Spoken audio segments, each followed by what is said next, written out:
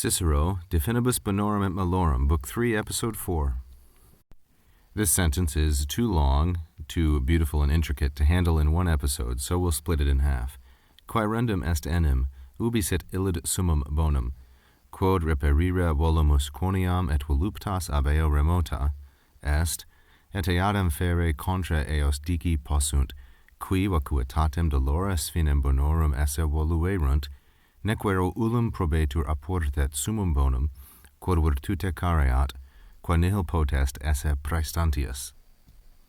In this section, Cicero continues his search for the summum bonum, the highest good or the telos toward which nature inclines, and according to which human ethics and morality should be calibrated. Quaerendum est enim, for, in fact, it must be sought. Quaerendum est is a passive periphrastic. This is what the grammar books call it. A passive periphrastic is composed of a gerundive, that is the verbal adjective, a gerundive, and a form of esse. So quaerendum here is neuter, singular, and nominative.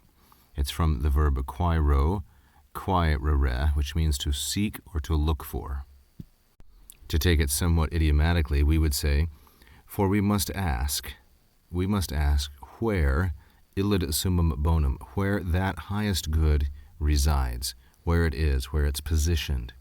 So anytime one has a verb like this, quaero, that asks a question or introduces an interrogative, then we can expect an indirect question. So the direct question, the interrogatio recta, would be ubi est illud summum bonum, like so, as a direct question, direct interrogative. This question, however, is couched within a declarative, within a statement. And so the est of the direct question becomes the sit, a subjunctive, of the indirect question. The indicative becomes subjunctive. It must be asked, where is that highest good? Ubi sit illud summum bonum. Illud, summum, and bonum are neuter, singular, and nominative. Bonum here is being used as a substantive adjective, that is an adjective turned into a noun, and it's modified by both illud and summum.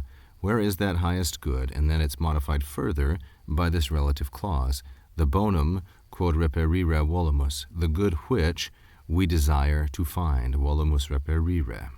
Volumus is a first plural, present indicative active, quite obviously, and reperire is the infinitive, the fourth conjugation verb. And now he's going to give his reasons, quoniam, why we must ask where the highest good, the summum bonum, is positioned.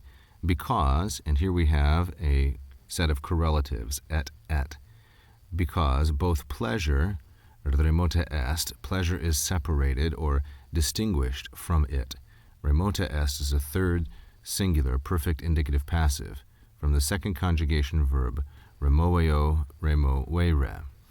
Because both pleasure has been separated from it, and the antecedent of eo is the summum bonum, and the second part of the correlative, and the same things, or almost the same things, i.e. the same arguments, and eadem is neuter, plural, and nominative, because it's the subject of possunt, and almost the same arguments can be marshaled, possunt dici, against those persons. So dici is the present passive infinitive of dicere, the third conjugation verb, and possunt from posse. Clearly, the preposition contra here takes eos, masculine plural, accusative. In the next episode, we will continue with this qui clause, which defines who the eos are. Finally, this is a classic translation of Cicero's On Ens, De Finibus by Rackham, very useful and in the public domain.